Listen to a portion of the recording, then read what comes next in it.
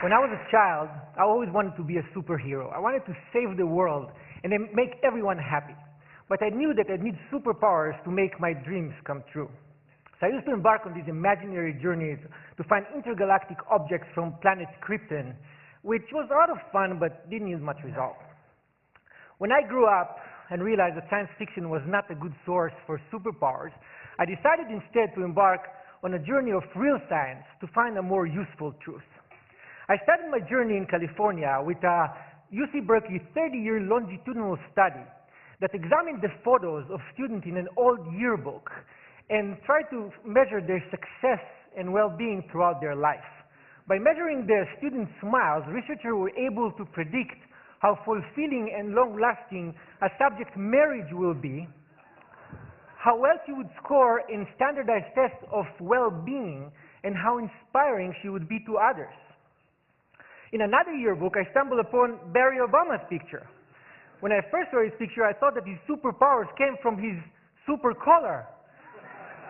But now I know it was all in his smile. Another aha moment came from a 2010 Wayne State University research project that looked into pre-1950s baseball cards of major league players.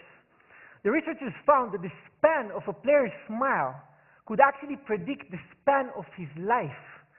Players who didn't smile in their pictures lived an average of only 72.9 years, whereas players with beaming smiles lived an average of almost 80 years.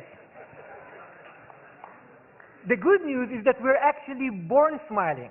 Using 3D ultrasound technology, we can now see that developing babies appear to smile even in the womb. When they're born, babies continue to smile, initially mostly in their sleep, and even blind babies smile to the sound of the human voice.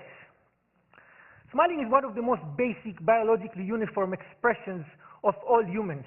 In studies he conducted in Papua New Guinea, Paul Ekman, the world's most renowned researcher on facial expressions, found that even members of the Fori tribe, who were completely disconnected from Western culture and also known for their unusual cannibalism rituals, attributed smiles to descriptions of situations the same way you and I would. So from Papua New Guinea to Hollywood, all the way to modern art in Beijing, we smile often and use smile to express joy and satisfaction. How many people here in this room smile more than 20 times per day? Raise your hand if you do. Oh, wow. Outside of this room, more than a third of us smile more than 20 times per day, whereas less than 14% of us smile less than 5.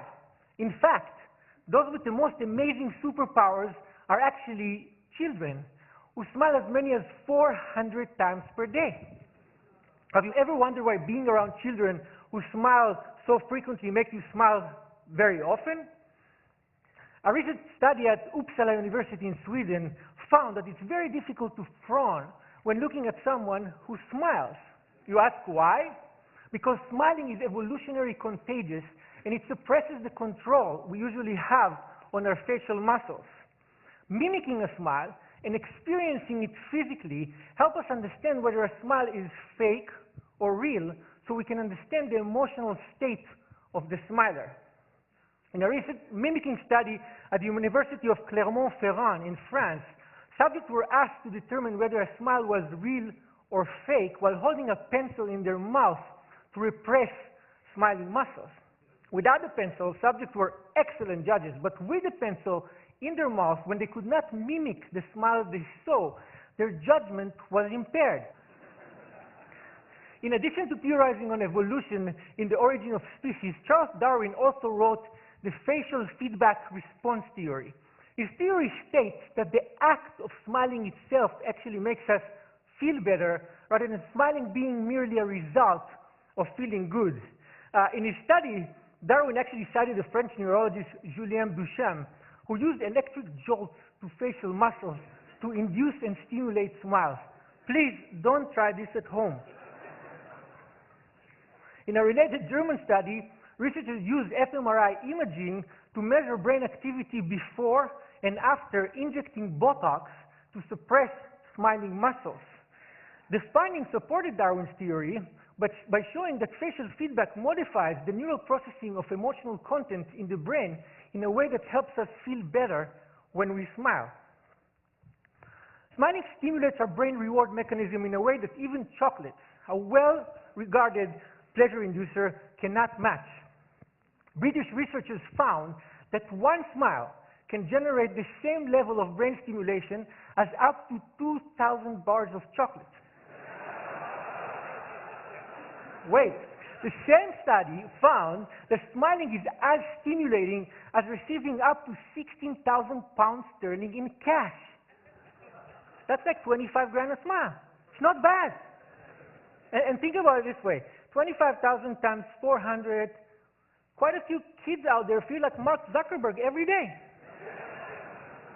And unlike lots of chocolate, lots of smiling can actually make you healthier.